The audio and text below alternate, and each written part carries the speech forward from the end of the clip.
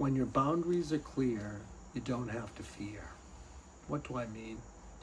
There are three kinds of boundaries. Healthy boundaries are called permeable. And permeable boundaries means you are master of your own ship. You get to choose what goes in and what comes out and what degree comes in and goes out about anything. That can be in general because we have general boundaries. It could be in something particular like some content like money or for some of us, empathy. Um, so there's some empaths who just take on other people's stuff, or it could be around a person. And when your boundaries are clear, right, your general boundaries everywhere you get to choose. And in any particular content you get to choose. And around people you get to choose. How much do I let them in? How much do I let myself out? How much do I let out? How much do I let in? How much do I let out? I'm a choice called porous boundaries. Now, when you're traumatized around boundaries, one or both of two things happens. You become what we would call too rigid and you don't let anything in or out, or we become too porous, at which point you could let in too much or let out too much.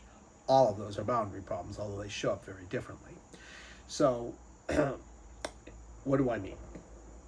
Let's suppose I'm a therapist and my boundaries are permeable.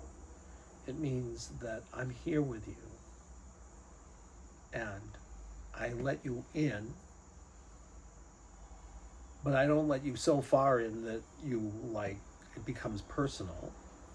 And I let myself out and I reach out to you from my heart, but I don't reach out too much so that I become, I take care of my needs through you, right? And so let's look at those possibilities, right?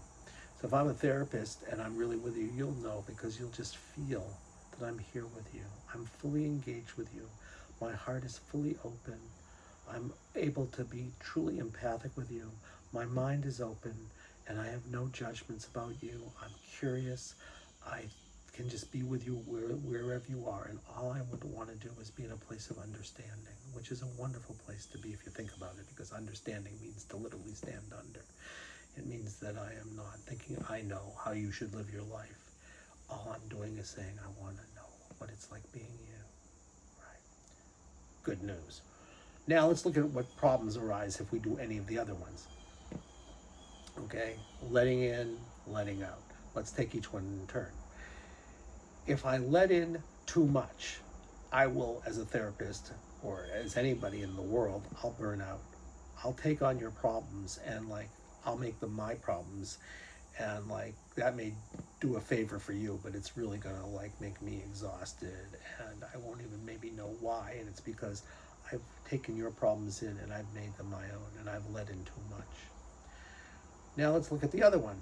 As a therapist, I don't let in enough. It means that you're gonna feel that I'm distant, that you're reaching out to me and looking for a heart-to-heart connection, but I'm not letting you in, and I'm keeping you at bay, and it's sort of you'll feel this person isn't really taking me in, and you will feel that if you're attuned to it.